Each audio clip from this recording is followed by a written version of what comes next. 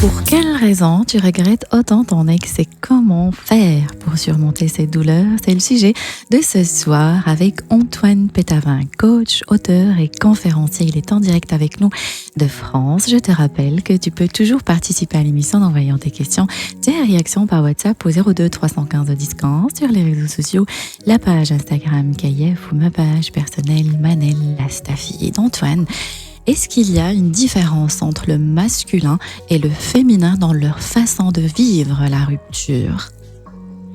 On est extrêmement différents, hommes et femmes, et notamment dans plein de domaines, et notamment sur un point, la femme a la capacité de verbaliser ce qu'elle ressent. Attention, hein, certains hommes savent le faire aussi, mais beaucoup moins. Il y a un livre génial qui s'appelait Sapiens, qui expliquait que l'homme préhistorique, l'homme partait chasser, était très silencieux, devait chasser les animaux, ramener la nourriture à la caverne, et les femmes étaient autour du feu et parlaient entre elles. Et si on peut se dire que c'est très loin et qu'on est très différents aujourd'hui, le livre Sapiens nous montre qu'on est beaucoup plus proche de ça que ce qu'on pense. Et notamment, les femmes ont cette capacité à se réunir entre elles, à parler, à avoir de l'empathie, à mettre des mots sur des émotions.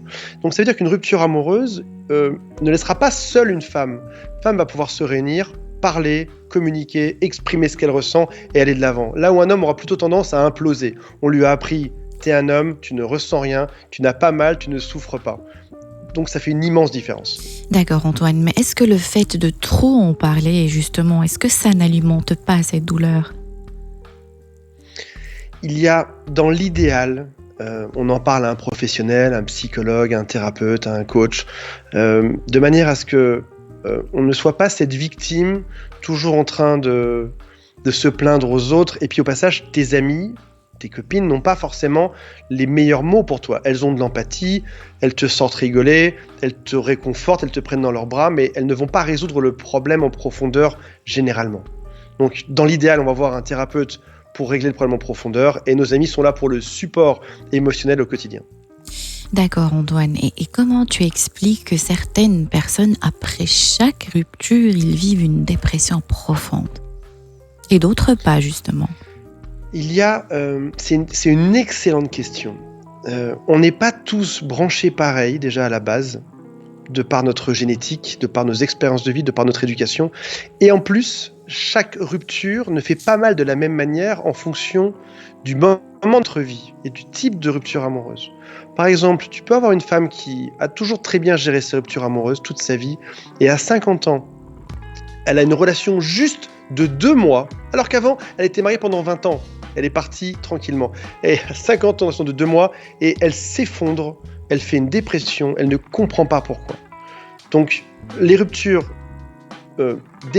sont très temporelles, dépendent du moment de notre vie, dépendent de notre éducation et d'une tonne de choses.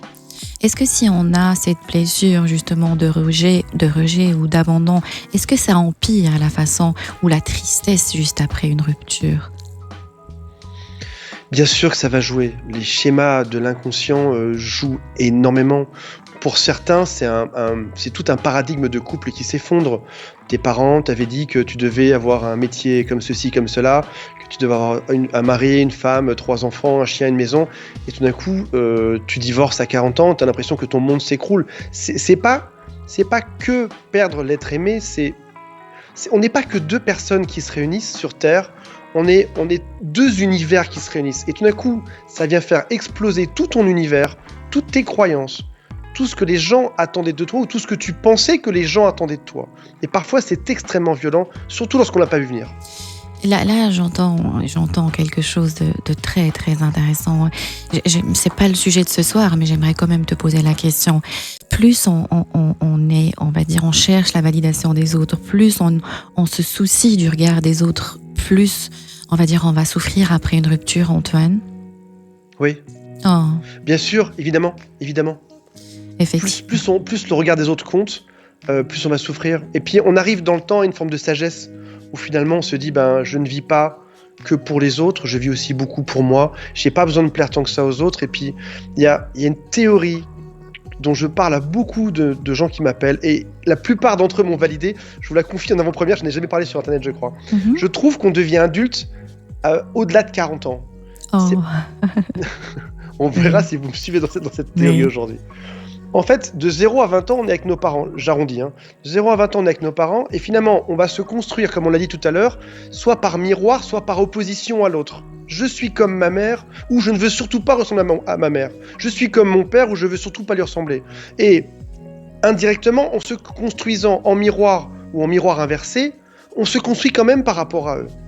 C'est ce qui fait que tu fais 20 ans avec eux. Pendant 20 ans, tu vas finalement suivre la trajectoire, un peu comme une balle de tennis aurait une trajectoire et finirait par la suivre pendant les 20 ans d'après. Et puis arrive ton premier divorce, ta première grande fin de relation à 40, 45 ans, 50 ans, et tu peux enfin te dire, aujourd'hui, qu'est-ce que je prône dans ma vie comme type de relation ? Qu'est-ce que je veux ? Avec une équation qui n'est pas évidente à régler, parce que t'as plus vraiment un pied dans ton passé. Tu n'es plus qu'en comparaison avec tes parents, mais tu n'es pas non plus dans le nouveau monde où tu sais exactement ce que tu veux. Et on parle des fois d'adolescents ou de quinquas qui sont les nouveaux... on dit que les quinquas sont les nouveaux... quinquadolescents, j'ai lu récemment.